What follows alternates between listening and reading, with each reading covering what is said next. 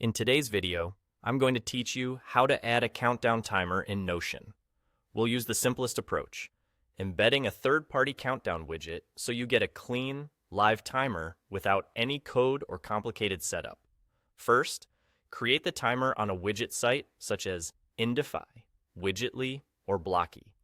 These sites generate a live web page for your countdown, and Notion can display that page right inside your workspace.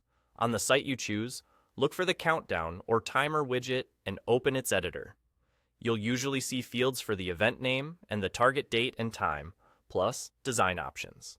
Next, customize the timer so it feels at home in your workspace.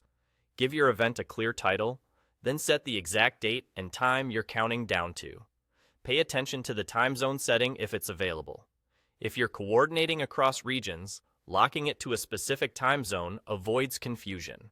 Decide which units to show, days only for longer timelines, or days, hours, minutes, and seconds for shorter ones. Now match the style to your Notion page. Pick colors that align with your theme, adjust fonts for readability, and choose a size that won't overwhelm your layout.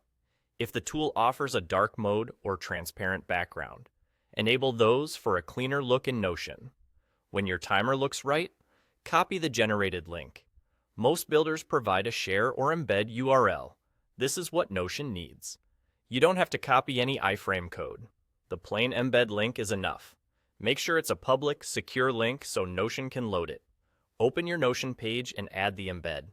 The easiest way is to type /embed, paste the link, and confirm. You can also paste the link directly onto the page and choose Create Embed when Notion prompts you. After a moment, your live countdown will appear. Finally, adjust the block to fit your layout. Drag the corners to resize, or place the block into columns to balance the page. If your page uses full width, try widening the timer so the numbers are easy to read.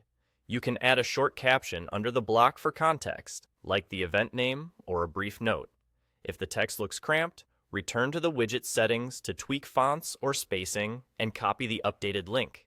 The countdown will update automatically, so there's no need to refresh it manually. That's all there is to it. Create the timer, customize it, copy the link, embed it in Notion, and adjust the size. Now you've got a clean, live countdown keeping your goals front and center.